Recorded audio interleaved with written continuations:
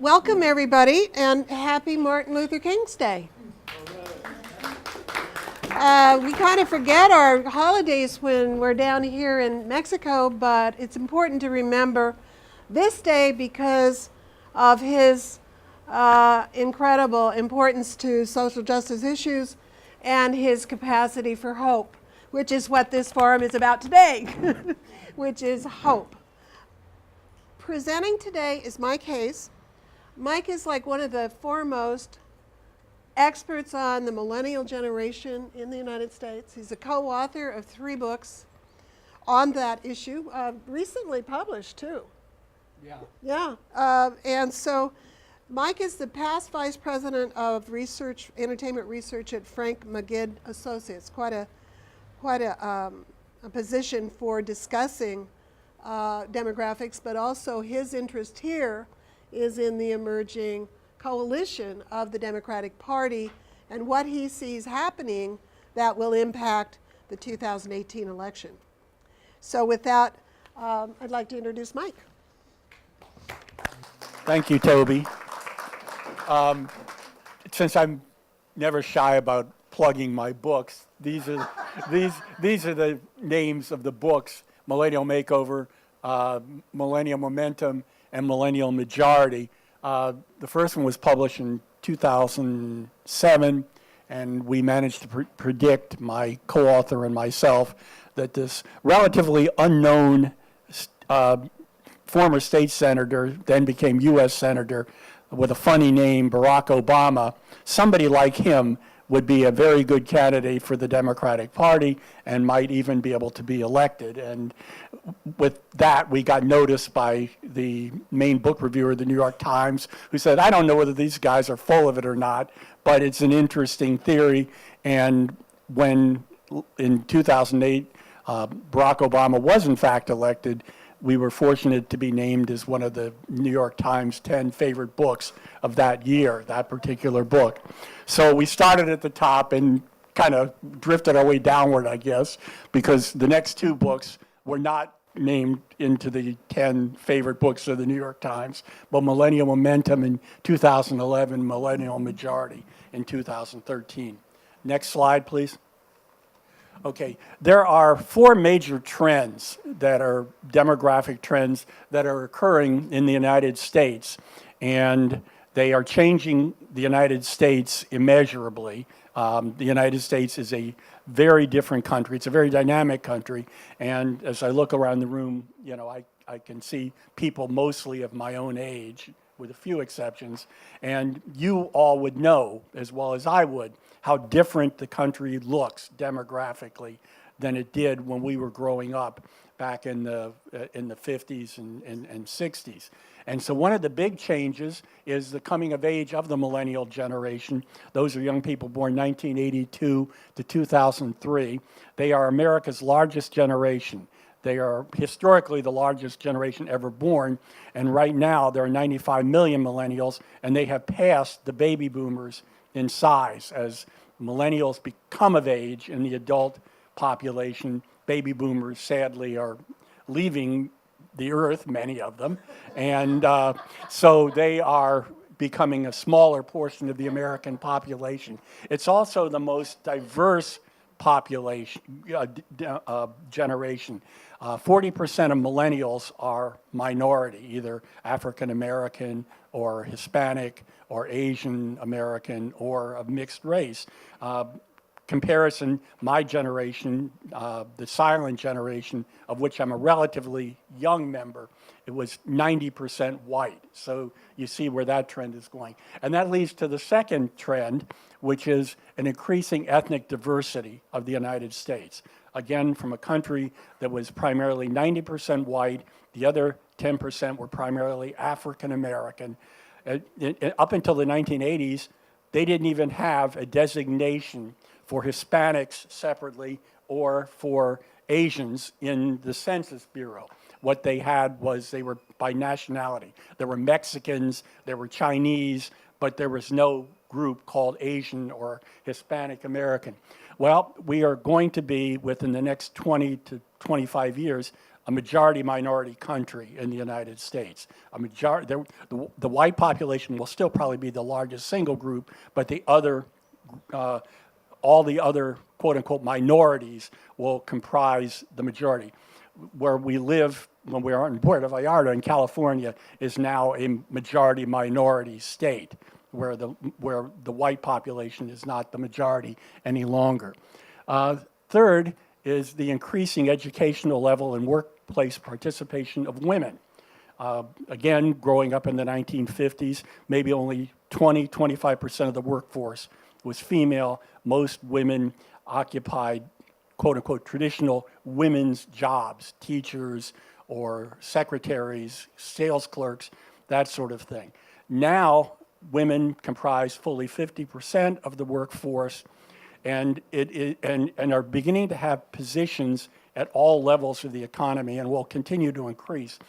A majority of college students and a majority of college graduates at all levels in the United States, from associate's degrees in community colleges all the way up to doctoral degrees, professional degrees, law, medicine, dentistry, a majority of students in college and graduates are women.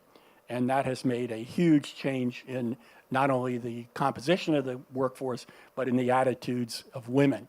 And finally, just going along with that, an increasing number of college graduates. Again, back in the 1940s, only about 25% of the U.S. workforce had graduated even from high school. That passed into the 50% range in the 1950s, and now between 30 and 40% of the U.S. workforce has a college degree. And again, the numbers are increasing, again, particularly among women. Next, please. These charts will show the red and blue bars are Democratic and Republican identifiers with each of the two political parties. So just a brief word about party identification. Party identification is a measure that political scientists and pollsters use to measure one's affiliation with the political parties, with either of the political parties. It's not a registration. Some states, like where I have my brother-in-law, Bob, here, is from Wisconsin, don't register for by political party. But people think of themselves, even in places like Wisconsin, as Democrats or Republicans. That's really what it is. It's a psychological identification with the parties. In any case, what happens is people form their party identification in their teens and 20s, for the most part, keep it for the rest of their lives. It's crucial because that pretty much determines how people vote. 90% plus of people who identify with a party vote for that party. There may be some changes from time to time, but for the most part, people stick with their party. Not only that, but independents, most independents who say I'm an independent rather than a Democrat or Republican, lean one way or another. And they also vote for the party with which they lean. So I can go through these fairly quickly. Up in the upper left corner, that's the party identification of millennials. And you can see the bars are fairly far apart. So in 2016, millennials identified as Democrats over Republicans by 57 to 36. Pretty good margin. Again, remembering that's the largest generation, why that's important. On the other hand, Xers, Generation X, the next oldest generation after millennials, you can see it's pretty evenly divided. Baby boomers are also evenly divided all along between Republicans and Democrats. Silents are the oldest members of the population do tend toward the Republican Party, but again, it's unfortunately a segment of the population that's getting smaller and smaller. So what ends up happening is that you have a generation that's large and relatively unified, and that's the advantage that the Democrats have with the millennials. Next, please.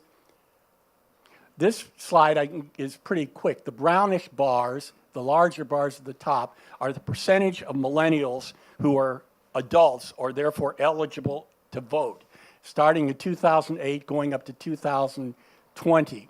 In 2008, about 40% of millennials were eligible to vote. They comprised only about 17% of the adult population. And yet, that was enough when they came out to vote in large numbers and were unified to actually put Barack Obama in the White House. The same thing happened in 2012. Millennials by that time were 60% of the adult 60% of millennials were eligible, a quarter of the adult population. If it weren't for the millennial vote being as heavy as it was for Obama, there would not have been a second term for Barack Obama. It would have been President Romney instead of President Obama.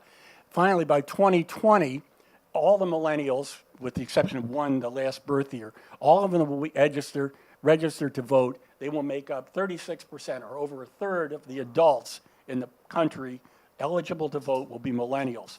When they vote, as we'll see in a moment, they win. So if you put in between 2018, it would be about 90% of millennials will be eligible to vote this year, and they will comprise about 33 or so percent of the population. Again, the largest single group and unified. That's why they're important. Next, please. All right, this is pretty well known, but we have a very large, increasingly large ethnic divide in the vote. Looking over there on the left, you can see that in 1992, when the Pew Research Foundation did these surveys, white voters were about evenly divided between Democrats and Republicans. By 2016, the Republican margin was about 15 percentage points over the Democrats among white voters. On the other hand, African Americans identify roughly 9-1 as Democrats, and Hispanics identify over almost 3-1 as Democrats over Republicans. If the country were the country of the 1950s, where it was 90% white, the Democrats wouldn't have a chance. But as the country is beginning to change, the Democrats have a big chance because they're strong among the groups that are growing, and the Republicans are strong among the groups that are declining. Next, please. Starting at about 1980, prior to 1980, men and women voted pretty much the same way politically in terms of their partisanship. Generally, husbands and wives voted for the same party. Probably working class people tended to vote Democratic.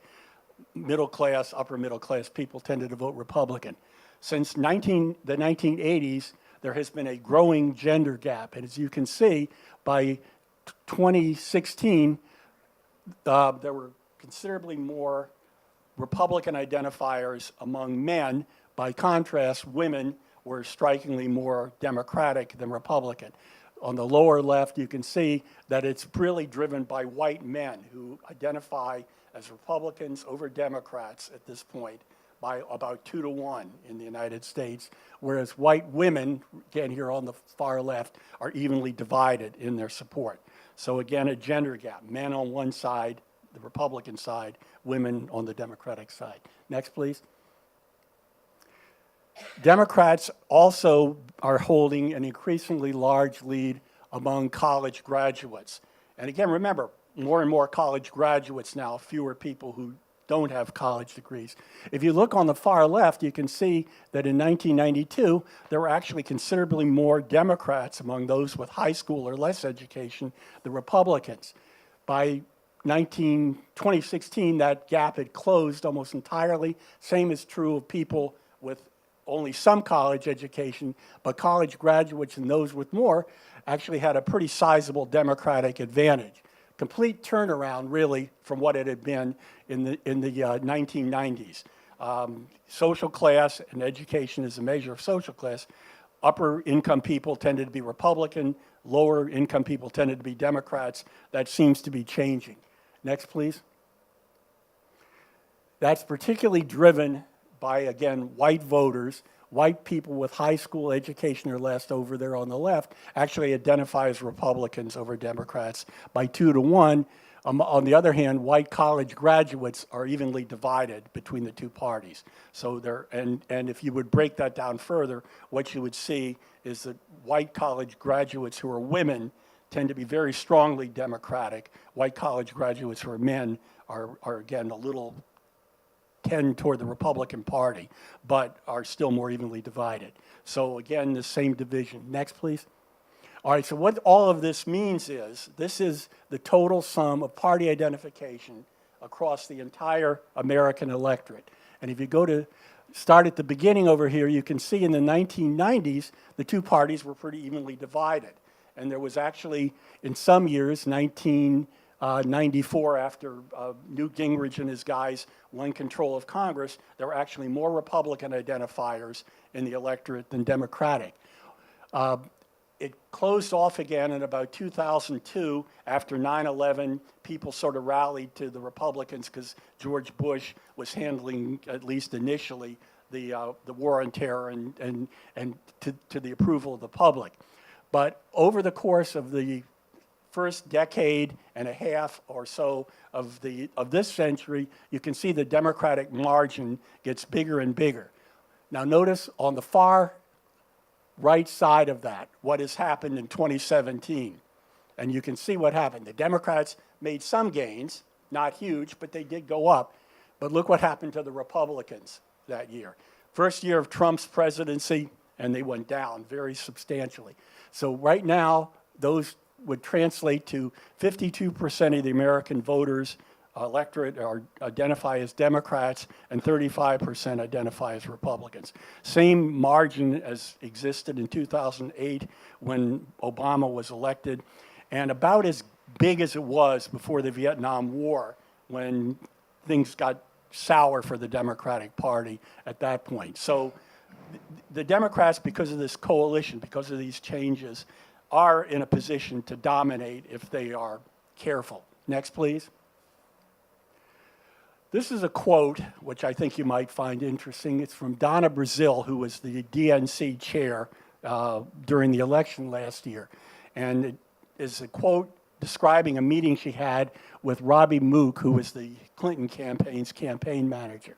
And she was arguing with him that he needed to spend money to get out the vote among Democratic voters, among this Obama coalition. And he didn't spend the money. And that's at least one of the reasons why we are going to be seeing Donald Trump in a few days, his first year in office, completing his first year, because we have the chance, we have an opportunity with this coalition as Democrats, but we have to mobilize it. You can't take it for granted. Next, please. And when it does get mobilized, it works. So this chart and the next two show that in all kinds of states, blue states like New Jersey, where this one is, purple states like Virginia, which are more or less evenly divided, and even red states like Alabama, Democrats can win if they mobilize their coalition.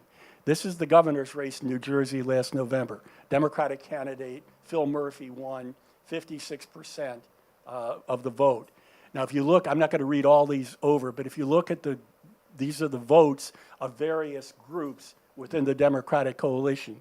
And you can see that while Murphy's total was 56, among a lot of the Democratic groups, it was a lot higher. So again, particularly millennials, 18 to 29-year-olds, 73% voted for Murphy. African Americans, 94%, Hispanics, 82%, college graduates and those with more education, 57%. So again, mobilize the coalition and can win. Murphy won by about 14 points in that election. Next, please. This is Virginia, same story. Ron Northam was elected governor of Virginia. The polling going into the election showed that he maybe had a 2 or 3 point lead. He ended up winning by about 9 or 10 points. Again, same thing, he got 54% of the vote, but if you go across, you can see how much better he did with each of the Democratic groups, young people, African Americans, women, those with higher education. Again, mobilize the coalition. Next, please. This is Alabama, one of the most amazing ones, when Doug Jones defeated Roy Moore last month. Now, obviously, Jones and the Democrats were helped because the Republicans managed to nominate a pedophile, who claimed that America was last great during slavery, didn't help his cause a lot. But nevertheless, what happened was Jones won 50 to 48 by about 2 points. But if you look at the votes for the various groups, it was all well above that, including among African Americans, 96%. You really got to wonder what the 4% who voted for Roy Moore were like. But anyway, all these groups were disproportionately Democratic or voted disproportionately for a Democratic candidate. When mobilized, even in Alabama, a Democrat can win. Next, please. So what will help us to mobilize it? Well, obviously, Trump's performance will be helpful. This is from a Pew survey in December. Trump's approval rating was only 32%. If you look at the approval rating in all these various groups, you can see for the most part, it was well below that. Women, only 25%. 18 to 29-year-olds, only 20%. College graduates, 27%. African Americans, only 7% approval for Trump. Hispanics, 17%. So Trump will help in that regard, unless things turn around markedly. His lack of approval, and if you watch him in office, every step he takes forward, he seems to take 2 back. So that will help. But it needs more. Next, please. So there are issues that also will be helpful. One of them is health care. This is a survey from December, Pew asking people what was their approval or disapproval of the Affordable Care Act, Obamacare.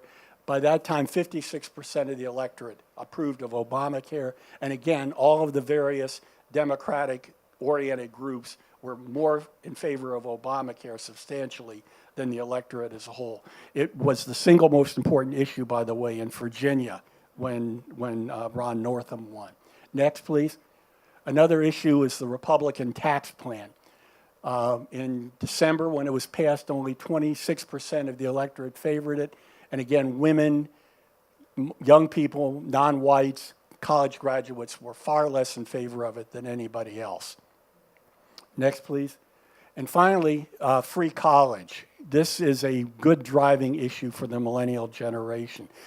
Just as an aside, which I think is kind of interesting, when Trump said, well, we really would like to attract more Norwegians to the United States, one of the reasons Norwegians aren't likely to come to the United States is that they offer free health care and free college education. So I don't know why they would come, but that would be his argument. But anyway, this is the percentage of the population strongly in favor of free college education in particular states to anybody who is academically qualified. This is strongly approved, 50%. There's another 30% who approve somewhat. So it's a large majority. Again, women, young people, particularly young people, as you might expect. African Americans and Hispanics particularly favorable. Okay, next, please. So to summarize, the Democrats have a majority coalition. They can win, but the coalition needs to be mobilized. It can win everywhere, but it needs to be mobilized. And being against Trump will certainly be helpful, I would expect. But as important are finding key issues like health care, like probably the tax bill, and like free college education. And there may be other issues as well that will arise during the course of the campaign, like statements about immigrants from particular, I won't even use the term, but particular kinds of countries. So that is my lesson for the day, I think. Democrats can do it if they're mobilized. Thank you.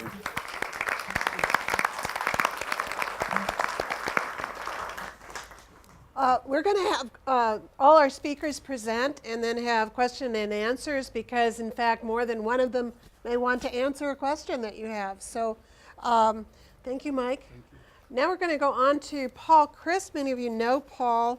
He's a local business person, which is the reason he got kind of, confused today. He was busy with his work. But he was also a former staffer, I don't know if you know that, for Senator Sarbanes on the Hill. Continues his involvement with political issues and has championed the option to have Medicare in Mexico as a test case for delivery, and so therefore has very recently been lobbying on Capitol Hill. Paul has degrees in both political science and international economics, and is a good person to analyze what the political map looks like in terms of the possibilities of flipping certain seats in the oncoming election. So, Paul, take it away. Hi. Thanks very much, Toby. So I was asked to talk about Democrats' chances to, that's better, to win majorities in 2018. And as I was kind of working on this, I realized there's 435 House seats that are up for election. It's a very difficult question, and maybe the wrong one, actually, to say, specifically which seats can we win. I have some, and I'm going to name them. But the House is definitely our best shot this year to win a majority and put a brake on the far-right Trump agenda. So I'm going to talk about the House. And I'm going to touch a little bit on the Senate. The Senate doesn't look nearly as promising. It's not unwinnable, but it doesn't look that great. And then I want to talk just a couple of minutes at the end about governor's races, because governor's races this year will be extremely important, because these are the governors that will be in office in 2020 for the census and then the subsequent redistricting. And while legislatures do control redistricting in most states, governors have a fair amount of leverage over the process. Next slide. So, as I said, the House is our best shot for the midterms, and it's difficult to specifically name races that we're going to win. But some interesting things have happened this year. So according to the Cook Political Report, the number of Republican possible pickups versus the number of Democratic possible pickups based on historical voting district patterns is very close. That would sort of indicate that maybe we're not going to win a majority in the House. But this is a very ahistorical midterm, I believe. There's no doubt that Democrats are going to lose a few seats in some conservative districts where we now have a Democratic member of Congress.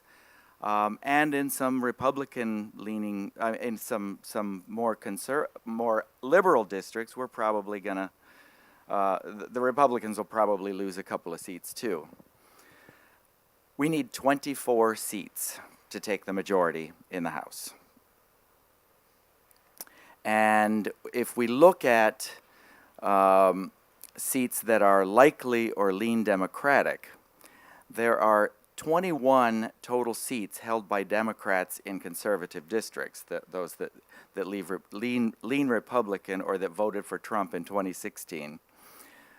So we can't rest on our laurels, but we only need 23, and remember that incumbents tend to win. Well, next slide. The good news is that 29 Republicans have announced they're not running, they're retiring, or they have resigned so far. They may not be done yet.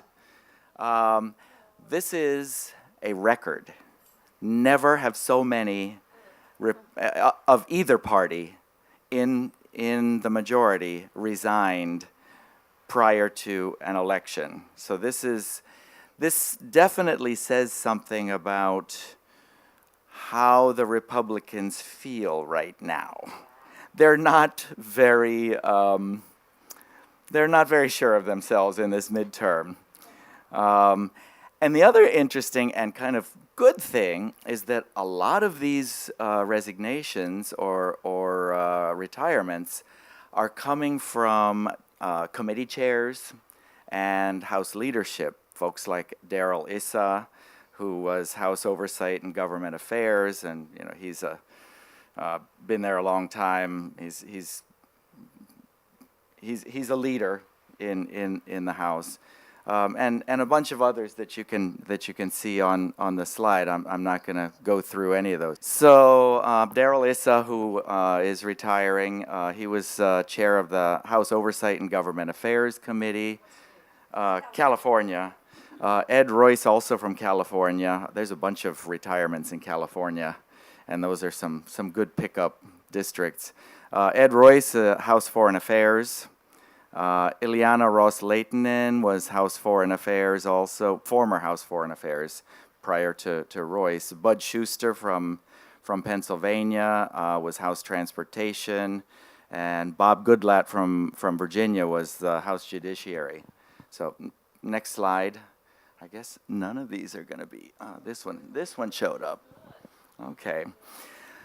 The bad news, of course, is that despite some wins in federal court over gerrymandering, little has really changed, and Republicans hold a significant advantage as a result of the gerrymandering that we all know about. Republican-drawn maps in North Carolina were just invalidated by a federal court just a week or so ago. And there are a couple of cases pending for Pennsylvania and Wisconsin.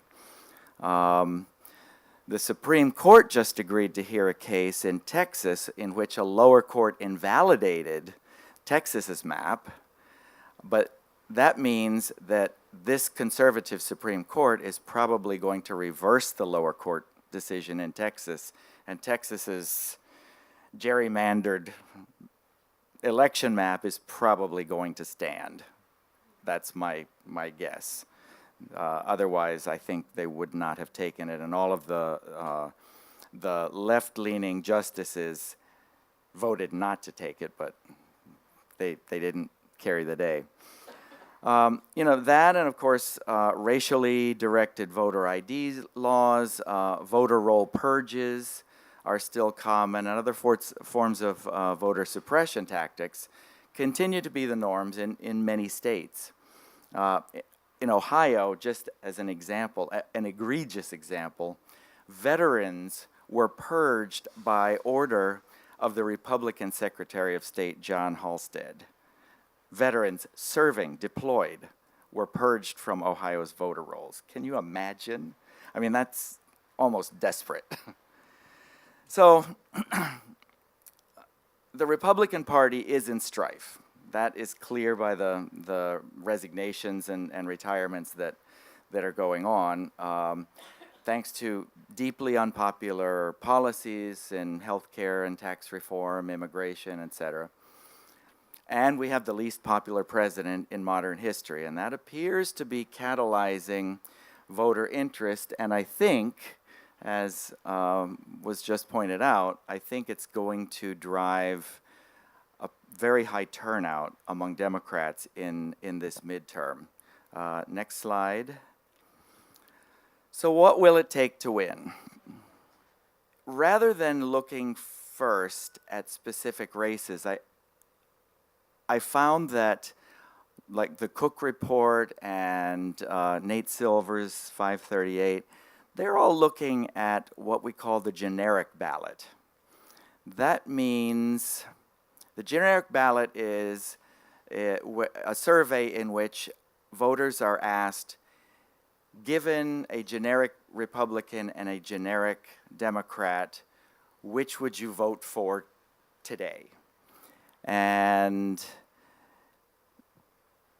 the sense is that because of gerrymandering, Democrats, we always have to win more than 50% of the popular vote across the country in order to have a majority. We literally have to win between 52 and 55% of the vote across the country in order to have a majority, whereas Republicans actually don't need to reach 50%.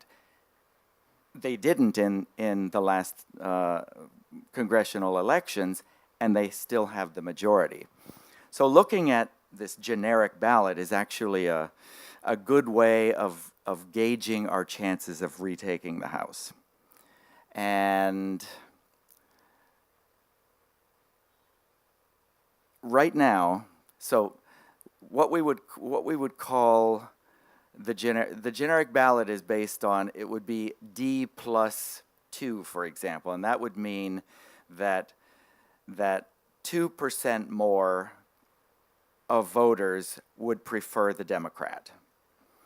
If we get D plus 3 or 4, we can take the House of Representatives in the generic ballot surveys. Guess where we are? We have been consistently for months at D plus 8 or 9.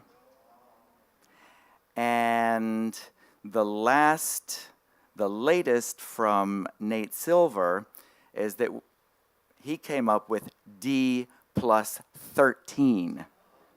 This is unprecedented. Now, we also know how many seats we will pick up based on D plus 2 or D plus 4. And those numbers are, I think it's in the next slide. Yeah. D plus 4 would give us a pickup of 24 seats. So that's why I say D plus 4 gives us the majority. A 1-seat majority, because remember, we need 23 seats. So 24 seats would give us a 1-seat majority. D plus 8 or 9 would give us 30 or 33 seats, a clear majority. And if it turns out that it's D plus 13 in the election, we are going to wipe them clean. So let's hope. But we're comfortably ahead in this generic ballot right now to have at least a comfortable majority after the 2018 elections. And this was interesting that, and in a CNN poll, it was D plus 18. And this is a quote from Nate Silver. He said, "Republicans are in the worst shape now than any other major party at this point in the midterm cycle since at least the 1938 elections." And that year, Democrats lost 72 seats following a 1937-38 recession, but they still maintained the majority. The Democratic majority in the 30s was so big, they lost 72 seats, and they still kept the majority in 1930. There's about, I think, 12 or 13 seats that are currently Republican-held that are being considered toss-ups. In other words, these are seats that I think we really can pick up. Yeah, so these are what I would kind of call the low-hanging fruit in terms of Democratic pickups. These are Republican-held seats in which they're considered toss-ups, and a couple of them are retirees. Most of these are Republicans that are in trouble in their district but seeking re-election anyway. And so we've got folks like Martha McSally, who is not seeking re-election in Arizona because she is running for U.S. Senate. We've got Jeff Dunham, who is seeking re-election in California. The thing is, a lot of these are districts that went for Clinton in 2016. And for different reasons, demographic shifts and so forth, the Cook Political Report has rated these as toss-ups. And, you know, there's a bunch of them in California, Florida, Michigan, Minnesota, which Minnesota's an interesting case. It's actually one of the few states that's trending red in the last few years. So that'll be a state to watch. New Nebraska, there's a Republican in a toss-up district in Nebraska, so that's kind of good news. New Jersey, New York, Texas, you can hopefully see that, and if not, in the videotape or in, I can send the file. So there are 12 seats held by Democrats in districts that Trump carried in 2016. And we need really to try to keep all of those. Some of them will be difficult because these are particular tend to be red-leaning districts. 12 of those that we have a Democrat in the House right now. So. And as I was saying, Minnesota, 3 districts look like a possible loss as the state is trending red. So, that's basically the situation. I think the most important thing is to really, look at this generic ballot, and we're looking extremely good. It's going to be a question of turnout, and I think because of the current president that we have, we're going to have a really solid turnout. Next slide. So it's really difficult to see how we're going to get the Senate this year. There are 32 seats up for re-election in the Senate. There have been a couple of retirements on the Republican side. Bob Corker and Jeff Flake. Bob Corker is Tennessee and Jeff Flake is Arizona. Neither of those guys are seeking re-election. And Orrin Hatch is also retiring from Utah, but Mitt Romney is probably going to run, and nobody's going to beat Mitt Romney in Utah. Possibly Tennessee and Arizona, with those 2 retirements, they're a possible pickup. But Utah is most certainly not. And we need 2. So if we could get just Tennessee and Arizona, we would actually be able to take that. But we may also lose some seats, so it's not as simple as that. It's a little more complicated.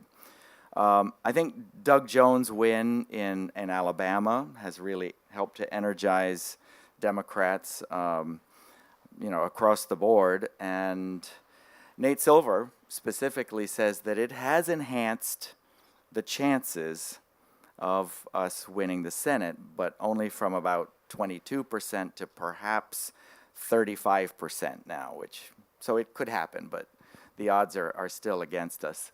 Next slide. So here's a few where I'm going to mention Senate seats that we might pick up, and as I said, Jeff Flake, who is retiring. Joe Arpaio is running. Now he's in a fight for the nomination, in a primary fight with Martha McSally, who is retiring from the House and running for Jeff Flake's Senate seat, and she's well funded. She's a strong campaigner. A lot of people in Arizona say that Joe Arpaio is no longer electable. We hope not, because he's really bad.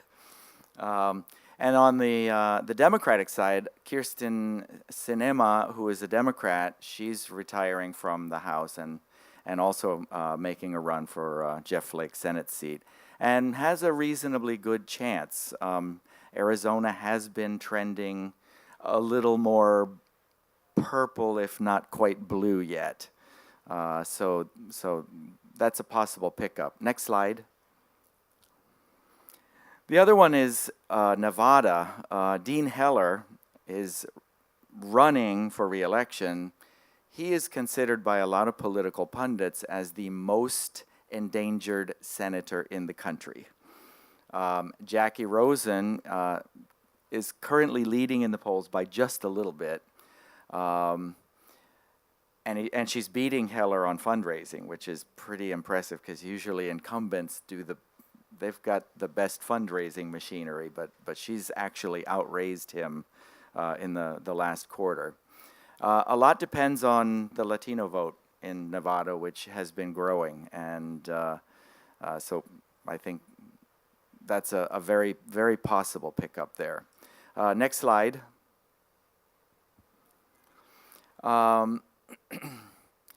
Some other states where we might get a pickup would be Tennessee, where there's a former governor, Phil Bredesen, is running to replace Corker. Phil Bredesen is a Democrat, and he was very popular in the state, but he's been out of office for about 15 years, but he still has high name recognition in the state. So we could pick up Tennessee, possibly. And then there's Texas, where Ted Cruz is not very popular anymore. And Beto O'Rourke is running. A Vanity Fair article called Beto O'Rourke, who Beto is a Latino name, but he's actually Irish American, Robert O'Rourke, and he adopted the Beto name, but they're calling him Kennedy-esque. And if you see a picture of him, he's got a very Kennedy smile. He's a good speaker. He's from West Texas. He's the representative from the district that includes El Paso. But he's popular in West Texas. His name recognition is growing in the rest of the state a bit. So I think he's got a shot. And hopefully Ted Cruz will continue to lose approval ratings, which his approval ratings right now are about 35% in his state. That's not very good. And now I have like a couple of things to say about governor's races. Democrats are poised to win more governor's races in 2018 than Republicans will. And that's super important. There are currently 16 Democratic governors and 33 Republican governors, and one independent in Alaska. And 2/3 of states are having governorship elections this year in 2018. And governorships matter, and particularly this year, because governors are going to be in office in 2020 for the census, and in 2021 when redistricting is done based on that census. So, and even though district mapping is mostly done under the control of legislatures, governors have a lot of power over state party institutions, and governors in 26 states have the power to accept or reject their legislature's redistricting maps. So the governorship races this year are important not just for this election, but for the next decade, because that's how we redistrict every 10 years. Next slide. Democrats are likely to pick up Maine and New Mexico, but those are both kind of small states. It's great that we'll pick them up. Big states matter more when it comes to redistricting because big states have bigger populations and more districts. In 2011, Republican gerrymandering of states basically gave them a decade of majority in state races and in federal races for Congress. This was interesting. An Associated Press analysis determined that 22 of the Republican seats in the current Congress are thanks to gerrymandering. Remember, we need 23 to take the majority. 22 of those seats that Republicans hold today are thanks to gerrymandering, according to an Associated Press study. And the Democratic Governors Association has targeted 8 states they believe can wipe out the GOP congressional advantage if governors can forge favorable maps. Those include Colorado, Florida, Maine, Michigan, Nevada, Ohio, Pennsylvania, and Wisconsin. Pennsylvania looks dicey, but Illinois is almost sure.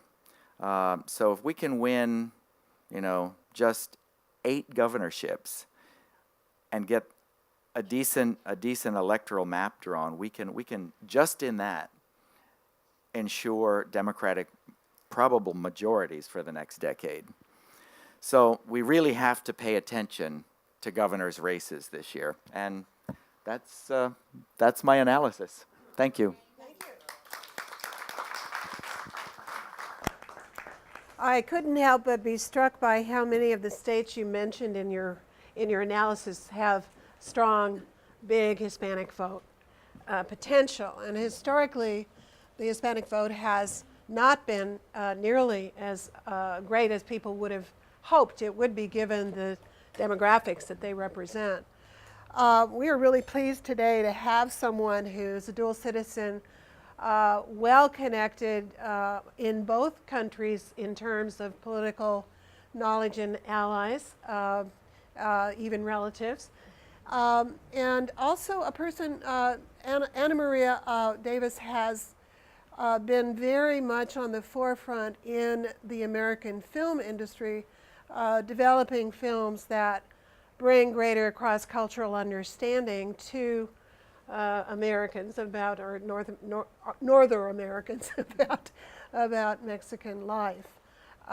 She, in fact, was the subject of a film that starred Salma Hayek about her life and the work that she's done. So we're really pleased to have you, and I hope that Anna Maria can give us some insight today about increasing that Hispanic vote, what the Hispanic vote means both in the United States and here in Mexico, where dual citizens may vote in the U.S. election. Hi, thank you. My background is very diverse. One time when I was producing, my executive at Sony used to call me an enigma, which I think many of us dual citizens feel that way about ourselves. Unfortunately and fortunately, there are positives and negatives and challenges. How many people in the room here are dual citizens? Oh, well, that's interesting. See? We have 8 million dual citizens around the world that are able to vote abroad, and 1 million approximately in Mexico. Being that said, and with 40% of the millennials being minorities, if you believe in the theory of 6 degrees of separation, everybody knows a dual citizen. And dual citizens know others as well that are able to vote. And being a dual citizen, the ones that are here maybe can relate to this. If you truly do grow up, I did not grow up a dual citizen by law, but I did grow up on both sides of the border, not necessarily the border of Mexico. My mother's family is from one of the oldest families in Mexico in the state of Durango. They've been in the same region for over 500 years on the European side, and on the indigenous side, I'm sure much longer.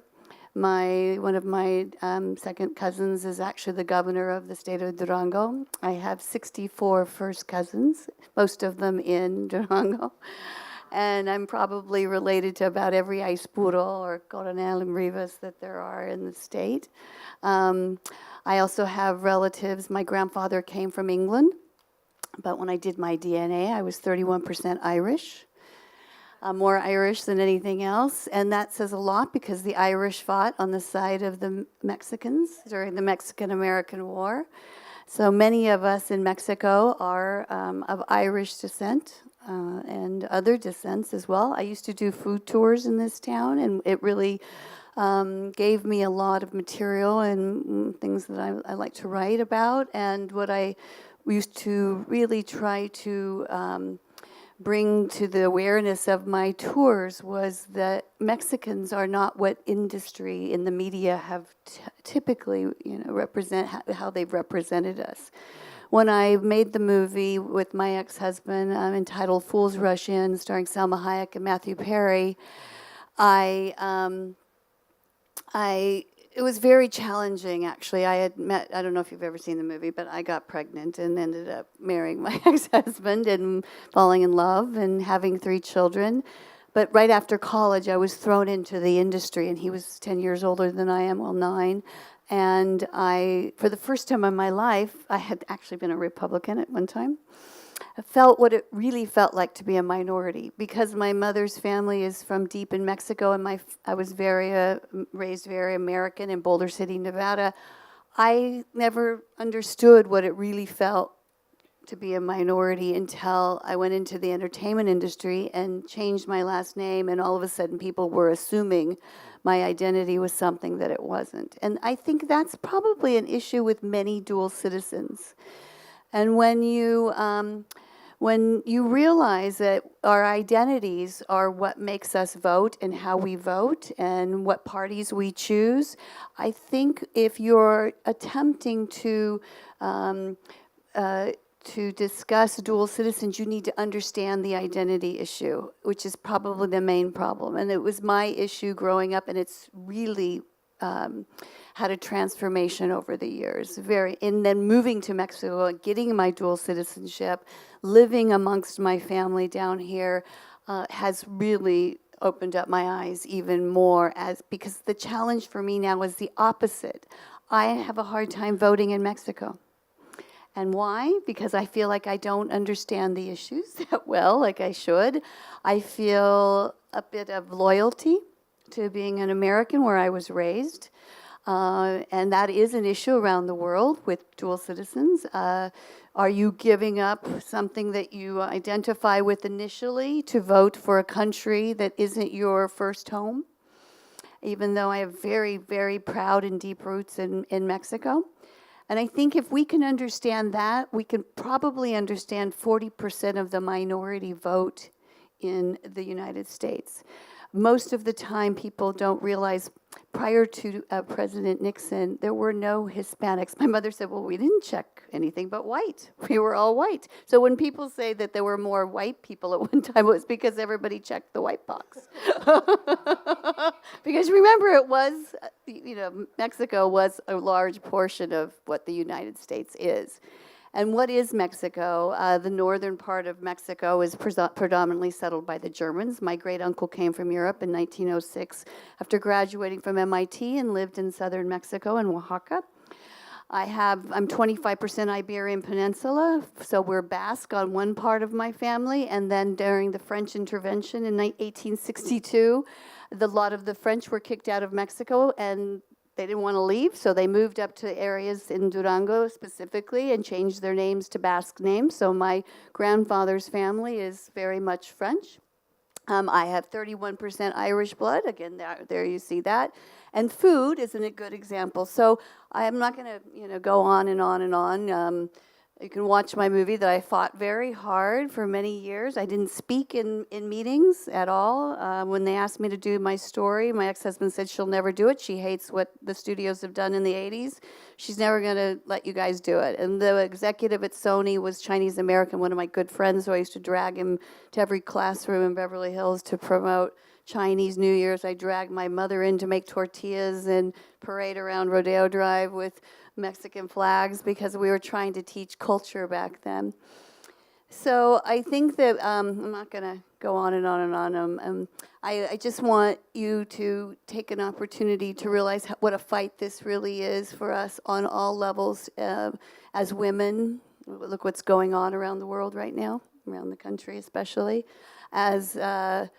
and as the white culture becoming a minority, whatever that means, the white culture. So maybe we all have some sense of being a minority. And if you can step out of your own skin, and there's a great book, How to Talk So Your Kids Will Listen and Listen So Your Kids Will Talk, is about coming from the perspective of the person that you're trying to talk with, not to. And put yourself in their shoes for a minute. And then I think we can get more dual citizens and more minorities to vote. And all these wonderful statistics that we've just heard today are so important to understand. And I think it's really wonderful what Toby's put together and all the Democrats abroad, having Graham video this and cut it in so that you can really create something that could, in a small group like this, you would be very surprised how empowering you could be to people all over the world, because remember, this is now global. So you're instantly, if you share this, if you take segments of it, if you see something, the books, all of these things, 6 degrees of separation, all you need to do is hit that click button and put it on your different platforms that you utilize on a daily basis. You'll probably have an incredible, this little room right here could have a huge impact as to what happens in our country. Right? Thank you. Thank you very much. I love what Paula Dubek has on her signature line on her email. And it's a quote from, Margaret Mead.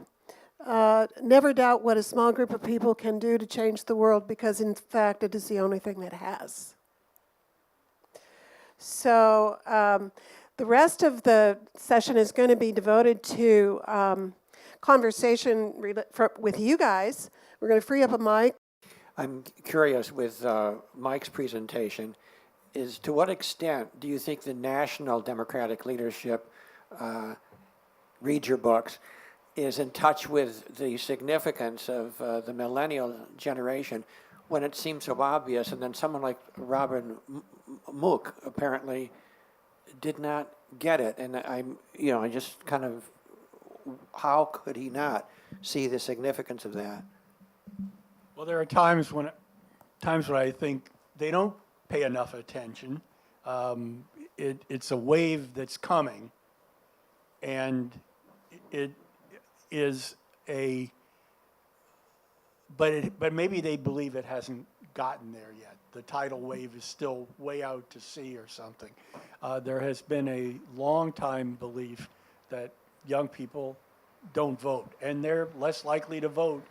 And it isn't only millennials, it's every generation as it comes into the population, as it comes into the electorate, is less likely to vote than its elders. But it is coming, and it's a cliche to say it, but they are the citizens of the future. And when they are activated, and they can be activated, they were activated by President Obama, candidate Obama in 2008, and then again in 2012.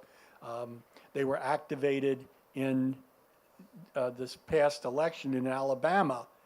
There were places like conservative university campuses, like the University of Alabama and Auburn, those counties which had voted pretty solidly for Trump in 2016, voted for Jones last year. So I think it takes some work. I think there is this general belief that we can't rely on that group, and it's easier to talk up to the people who are already in the electorate. I think we've got to go in both directions. Obviously, there are districts where there are not huge numbers of Hispanics and huge numbers of African Americans, although there are millennials everywhere, there are women everywhere. And, go to the coalition that's there. It may mean that you're going to have to go to white working class people and engage them on particular issues. I know that the Democrats have done a good job, as I understand it, in recruiting people in some of those districts. They actually have done a better job than the Republicans, even though the Republicans are supposedly the party of strong defense and all that sort of thing. Actually recruiting, I think there are about a dozen former Navy SEALs running as Democrats around the country. You wouldn't have thought of that as a possibility. In certain districts, that's going to obviously be appealing. So I think you've got to go in both directions, but you can't ignore this coalition because it's there when it is activated. And again, there are millennials everywhere, there are women everywhere. It is a powerful force. And as we've seen in New Jersey, Virginia, they made the difference between a narrow win, and the Democrats, I don't think the Democrats actually took control of the House of Delegates. They lost by 1 vote on the unfortunate luck of the draw, but still managed to pick up 16 seats, turn it from a 2-to-1 Republican majority into a 1-seat Republican majority. That was driven in a lot of interesting places around the state of Virginia by this coalition. So again, I think the party does need to pay attention. Speaking of that, of course, they also made up a number of the majority of the Bernie Sanders campaign. So, campaign that ran without corporate funding. Do you want to speak to this? Just one thing, and I think it's really important that the party really begins to understand that there is this coalition, a wave, a demographic wave that is trending to Democrats, but the Democratic Party could also lose, large numbers of that coalition if we don't address their concerns. Millennials with college tuition and college debt, women with fair pay and child care and the right to control their own bodies. The Latino vote, immigration issues. We cannot slow walk this stuff. We cannot. We need candidates, I think, with bold ideas that are addressing these, because we could conceivably lose that coalition if we don't nurture it. Okay. Hi, I have a statement, a question, and a request. My request from Toby is at one point to tell people, the expats again about re-registering. Okay. In terms of the governor's race, I'm from Illinois, and with the exception possibly of some of the people in southern Illinois, Rayner is out, out, out. He bought his way in, and he's not going to do it again. Amen. Okay, my question is, in terms of the demographics of the voters, who would you wish for or recommend or think would be the perfect Democratic candidate for president in the next race? Oh, you're going to go on record here. Or else you're going to slide out of it. I don't know. Who wants to go first? I don't know if we could somehow, I don't think it could happen, but somehow persuade Barack Obama to do it again. But I actually think I have good feelings, although she is relatively inexperienced, at least new in office. I'm not talking about Oprah, who I love dearly, but I don't think should be our candidate. But somebody like Kamala Harris, who is a new senator just elected from California, is a very strong candidate. I actually like Cory Booker from New Jersey, who I think is strong. Again, remember, this coalition is made up of people, by and large, who are more tolerant of diversity than the other side is. And obviously energizing African Americans. Doug Jones clearly isn't black, but when you saw the threat that a Roy Moore had, black people voted in huge numbers for a white candidate, a southern white candidate. So I would say somebody, perhaps a minority, perhaps a woman, but somebody who can unite this coalition and can do well with this coalition. It needs to be excited, and I think those are the candidates who are most likely to do it. What about Elizabeth Warren? I like her a lot, and it might be interesting to see which, because she could actually energize a lot of the Sanders vote. Those young people who voted about 2-to-1 for Bernie over Hillary. You know, if I voted for Hillary in the California primary, I think if I had to do over again, I might have done it a little differently, because I don't know whether he would have won or not. Maybe not. But I do think that he could have energized that coalition a little bit more strongly. And so she may be able to respond, I think, have some bold ideas from the left. So I like her, although whether I still think that perhaps somebody like Corey could be a stronger candidate. Any additions? You want to answer? Well, my answer is pretty similar. I was thinking kind of Elizabeth Warren and Kamala Harris as her running mate. Two women. It's about time. It is about time, but it's also something that hasn't really proven to happen for a very long time. I mean, ever. And maybe because we do need to win this election, maybe it's the vice president role as a woman might. I'm just saying I know how hard it is. And I think, unfortunately, the Oprah vote would be very interesting if she had to run against Trump, because they do come from TV backgrounds. One is a reality star and the other one is actually someone who holds forums and discusses very important issues. So who knows, maybe Oprah would be the person. Okay, Donna has suggested that I repeat something for everybody here. One of the ways in which Republicans have attempted to suppress votes is to require people who live abroad, vote abroad, except for the military in the past, to re-register every year.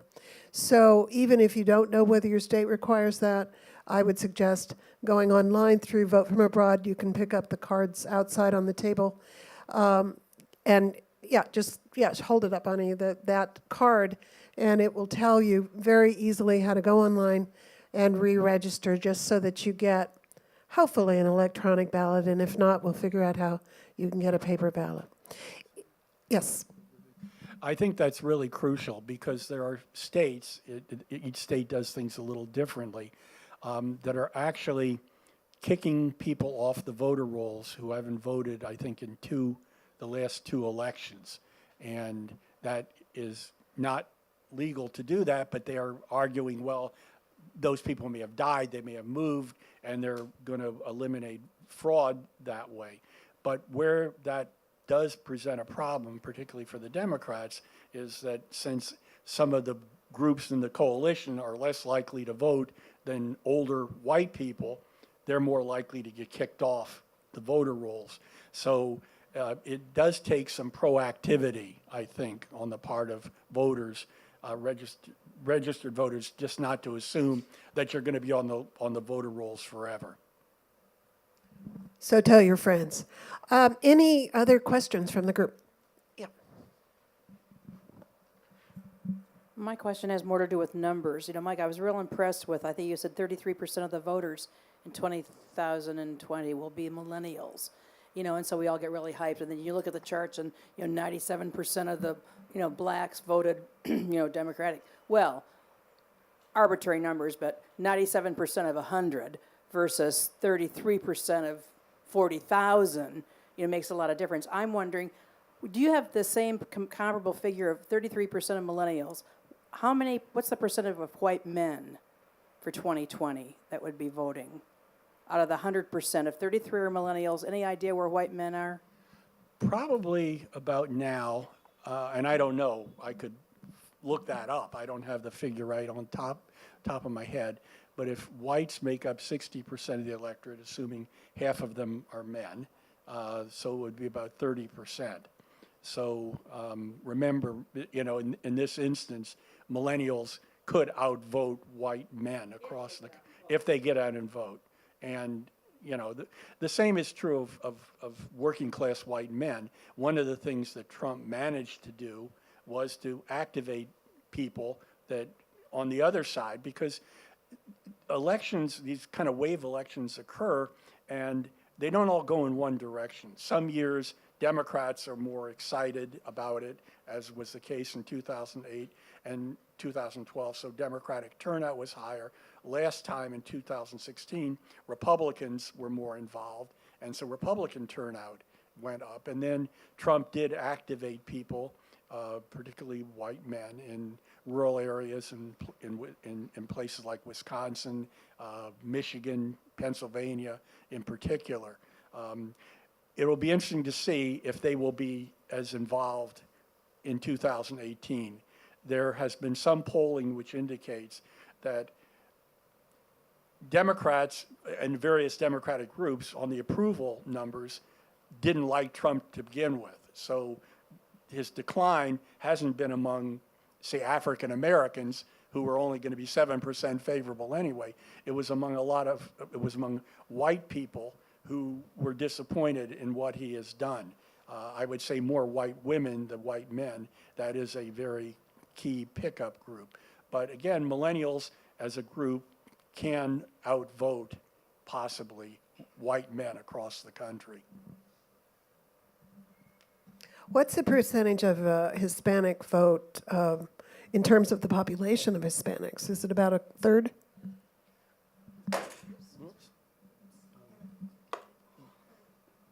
Right now, about 60% of the U.S. population is white, 13% African American, 17% Hispanic, and 6% Asian, 4% other, Native American, and so on.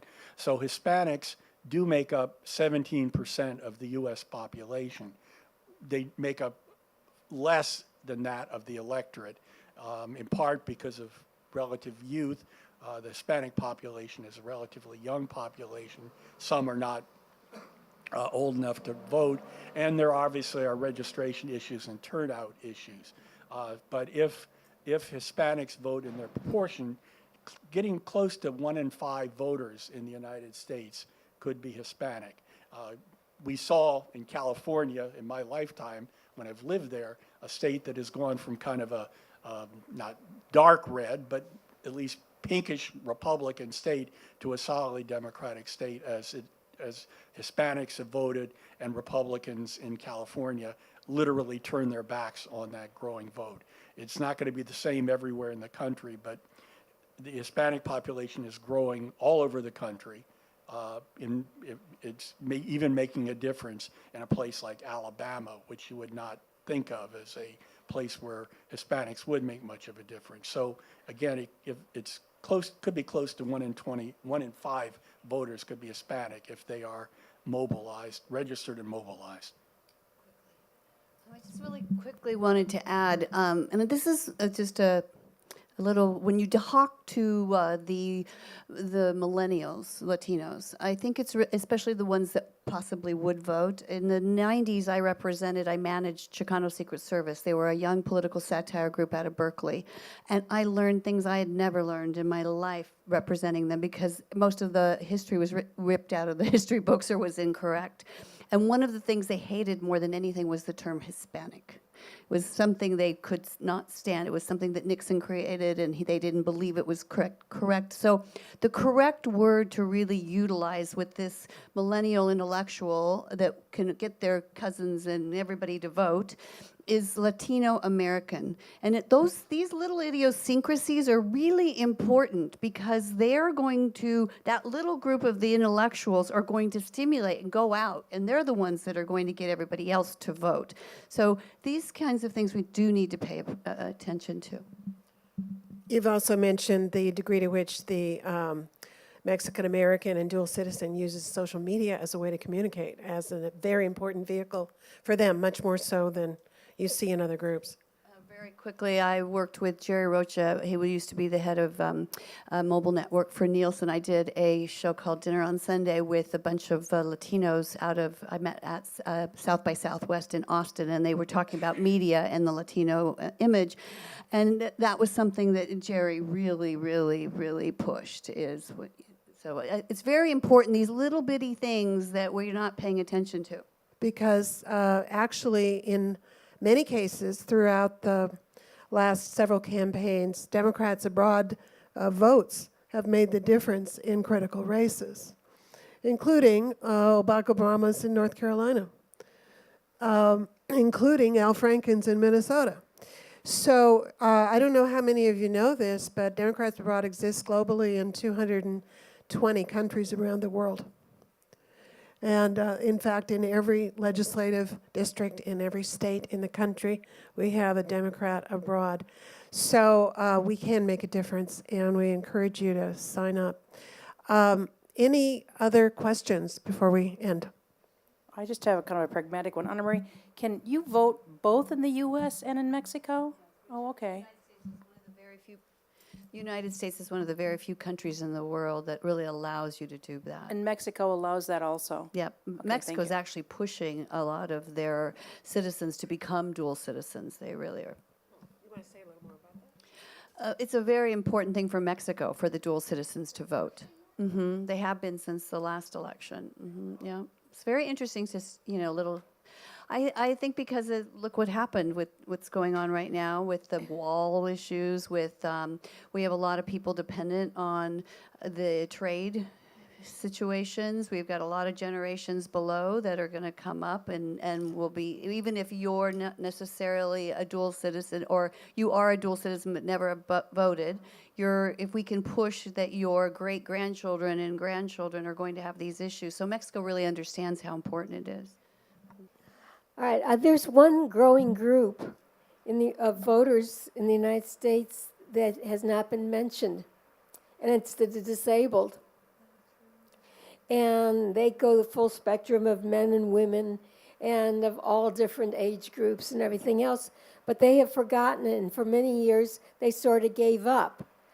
But with what's been going on in the last few years, and particularly now with all of our benefits being cut, and trying to get medical attention, et cetera, I need to say that working with the disabled, with the independent groups, that they're angry, real angry. You saw part of it, the people, the disabled that went to Washington and were dragged out. And that's going on every place. It's gone on in Illinois, too, against the governor. And they're trying to take disabled people out of homes where they can live somewhat of an independent life and put them back into, quote, mental institutions. And so this is a group that should also be looked at actively because they have the right to vote. Most of them have their brains, though we may lose part of our bodies, and we're angry. So could please consider that group as well. So, I live in Toronto, and this is my first time here, and I love it here. I'm here for 2 weeks only. I'm a dual citizen. I have Canadian and American citizenship, and I vote in both countries. So my question, Anne Maria, is, you said the correct term is Latino American. What was the term that people were using that's wrong? Hispanic, okay. Well, you remember that Latinos encompass so many different countries. That's probably why one of the reasons it's very difficult to get them to group together is because it's very different than the black vote.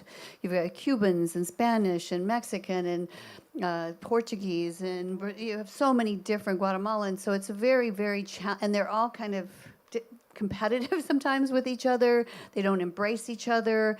It was a problem in Hollywood for many, many years. There was no inclusivity. It was everybody was exclusive of each other. So Hispanic was not appreciated because, first of all, it was a Nixon term that Hispano-American. So they didn't believe it really represented who the people really are. So Latino American kind of encompasses all of it. All of the different groups. And you said something about more university or college educated. That was more the term? Or no? Well, I said it because the people that I was educated, I thought I had a pretty decent education. My grandmother graduated from St. Mary's, Notre Dame in 1922 and moved to Boulder City, and when it was Nevada had a good education system. We no longer do. And I didn't realize until I started representing Chicano Secret Service and they were doing political satire that I didn't know my own history. I mean, there were more Latinos that were put in camps or actually deported during the 30s than there were ever Japanese. And they were people that had never been born on that side of the border, never had family. The guys that I represented, many of them had no relatives on what's now Mexico. They grew up and it's funny because they'd watch me and they'd watch my mother, who's very old Mexican families, and they go, oh, that's why we do that. Or, oh, that makes sense. And it's a very interesting, the Latino culture is something that deserves, probably because it's the only country that we've truly had a war and continual, there's no other country or group of people that we've had to deal with so many issues on just abuse on so many levels and just disregarding them as equals or white. I mean, I hate to say it, but I started using, when I represented them, the term white all of a sudden, and people get really upset with me. And they saw that as derogatory, but this is how a lot of the intellectual Latinos see this, that they've been separated dramatically from being considered, what is white? Okay, go help yourself to the remaining hors d'oeuvres, and thank you so much for coming. So much for our guests as well, and I'm going to ask you to stay just a little longer, if you will, to have a short interview with a journalist.